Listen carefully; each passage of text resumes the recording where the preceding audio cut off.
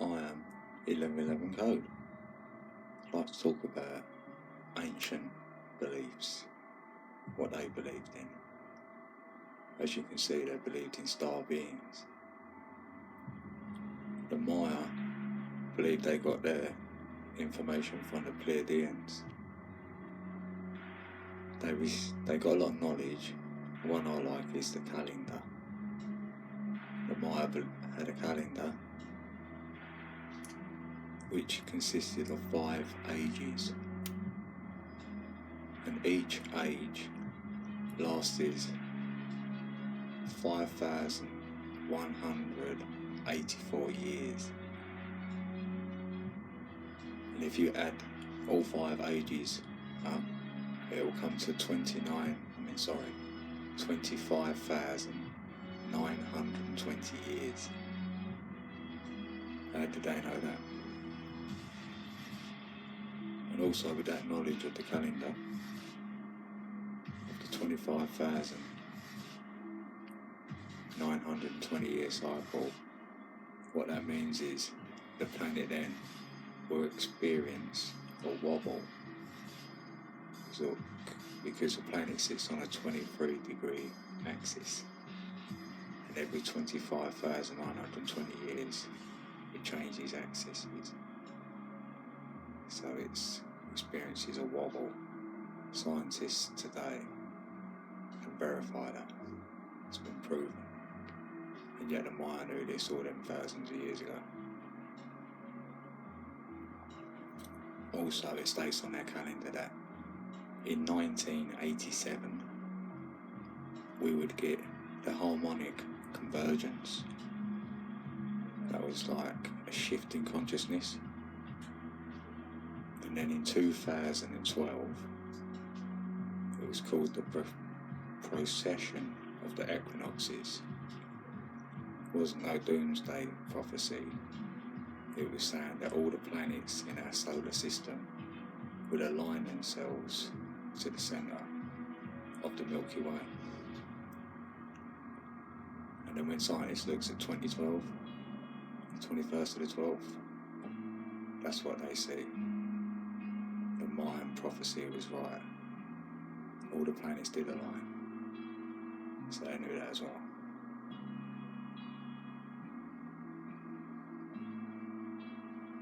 And that's when they said that in 2012 we'll go through an initiation process now we're experiencing before the Golden Age. They dubbed it a Golden Age is beckoning. And they also talk of up to 7 days of darkness. They're talking about that's when a new sun maybe eclipses the sun.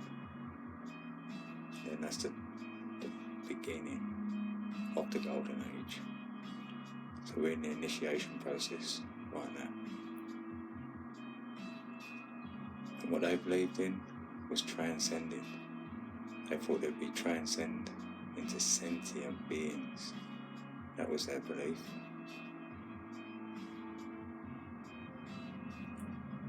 And I like maths. And I like 432 frequency. It's a miracle tone. So I used the 1260 based mathematics which we use today. So if you do this, you do 12 times 432, it equals 5,184 years. That's fine. That's one of the ages on the Mayan calendar.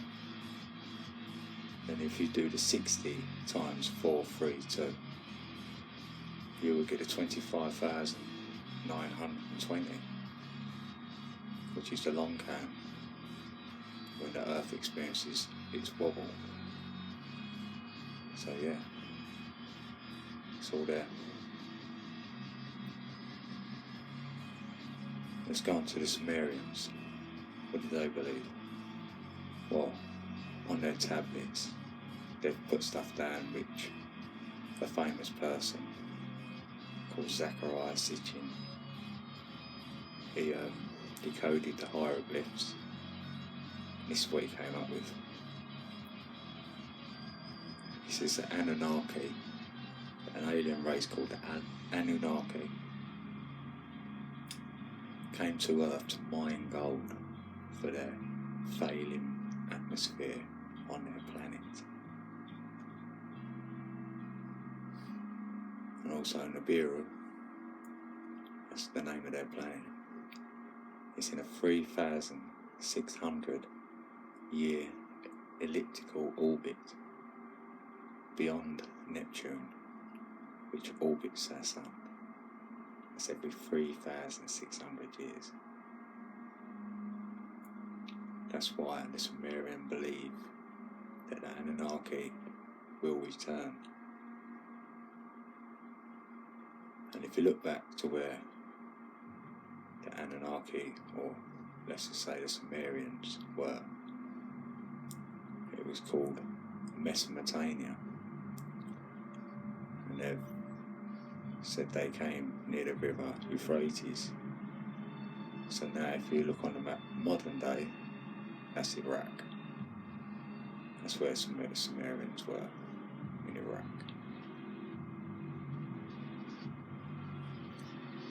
And what else did they say? On these tablets, they say that the star beings who came, the Anunnaki, the two gods, were Enlil and Enki. And Enlil thought job done, he was ready to go. Apparently Enki left us a gift. Apparently the gift has been left in our DNA. So that's what they believed.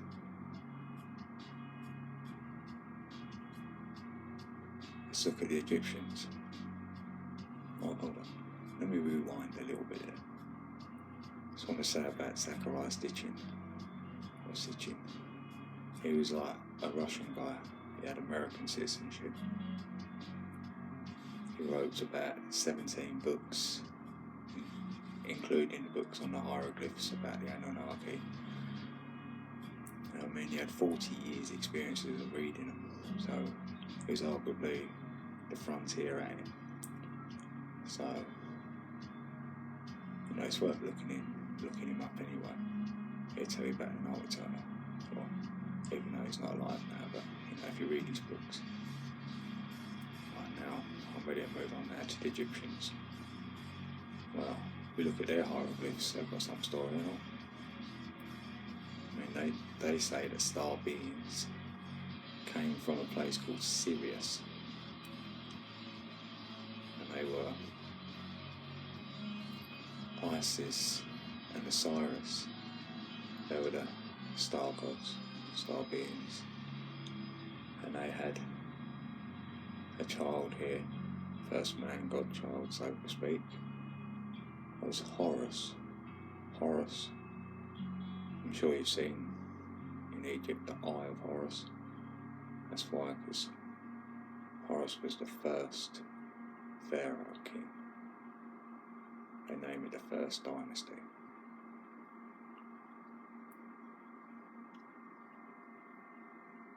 And Osiris and Isis, according to the Egyptians, own the afterlife. They have a kingdom in the afterlife. And that's what they believed, that they would go. That's why they believed in the afterlife, because the afterlife was where Osiris and Isis is, and the temples they built in Egypt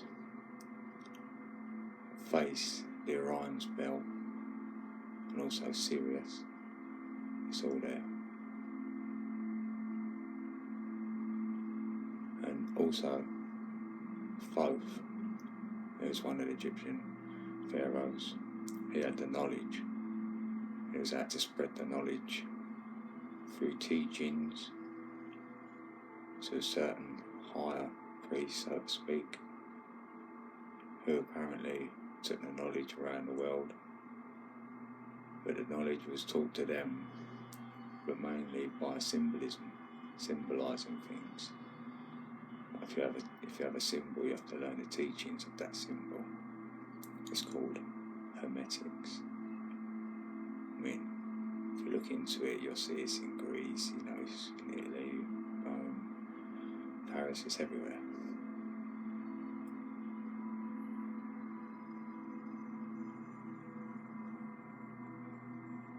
So yeah, I think I've covered it. What I'm alluding to is that, you know, they all believed in something. What we done today, it's a bit lost, unless you class like Buddhism, I think teachings like that, because they're more spiritual, they're more to do with going within. That's why I have to put my hat on anything. Mine will be the mark, because they believe in transcending into sentient beings. I'm okay with that. I might as well throw it out there. I believe in UFOs and ET, so I'm sure they would have visited before, and I'm sure they're going to visit again. I'm at. I am peace. I am love. I am 1111 code, and I love each and every one of you.